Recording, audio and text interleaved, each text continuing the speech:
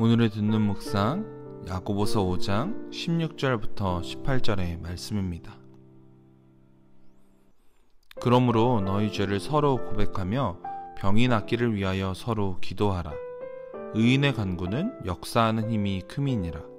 엘리야는 우리와 성정이 같은 사람이로되 그가 비가 오지 않기를 간절히 기도한즉 3년 6개월 동안 땅에 비가 오지 아니하고 다시 기도하니 하늘이 비를 주고 땅이 열매를 맺었느니라. 아멘. 본문은 서로를 향하여 하는 기도, 즉 중보기도에 대해 이야기하고 있습니다. 특별히 병이 낫기를 위하여 함께 기도함을 이야기하고 있는데요. 우리가 죄를 범하였을지라도 공동체 안에서 서로 죄를 고백함으로 의인의 길로 나아갈 것을 이야기하고 있는 것 같습니다. 그렇다면 이런 의인의 기도, 의인의 간구는 무엇일까요? 본문 17절과 18절의 말씀을 보면 우리가 유추할 수 있는 것이 있습니다. 야고보서는 우리에게 의인의 기도를 이야기하면서 엘리야에 대해서 이야기하고 있습니다. 쉽게 생각해보면 엘리야가 의인이라고 우리는 결론을 내볼 수 있겠습니다. 그런데 우리에게 한 가지를 더 이야기하고 있는데 바로 엘리야가 우리와 같은 사람이라는 것입니다. 하나님의 천사도 또한 다른 어떤 것이 아니라 우리와 같은 사람, 그 사람이 하나님의 응답을 받을 수 있는 간구를 할 수 있다 이야기하고 있는 것입니다. 그렇다면 그의 기도는, 즉 의인의 기도는 무엇이 달랐을까요? 바로 하나님이 원하시는 것을 간구하는 것, 또한 하나님의 뜻을 간구하는 기도를 올려드렸던 것입니다. 즉 의인의 기도는 하나님의 뜻을 깨닫고 그것을 주님께 간구하며 주님께 올려드리는 주님의 마음을 알아 기도하는 것입니다.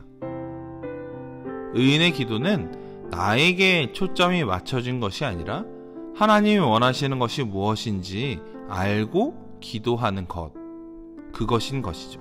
엘리야가 주님께 간구한 모든 기도가 이루어진 것은 아니었을 것 같습니다.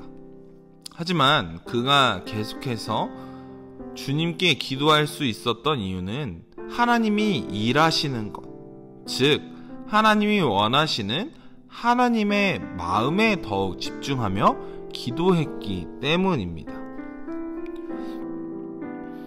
그리고 엘리야의 기도는 자기 자신을 위한 기도가 아니었습니다.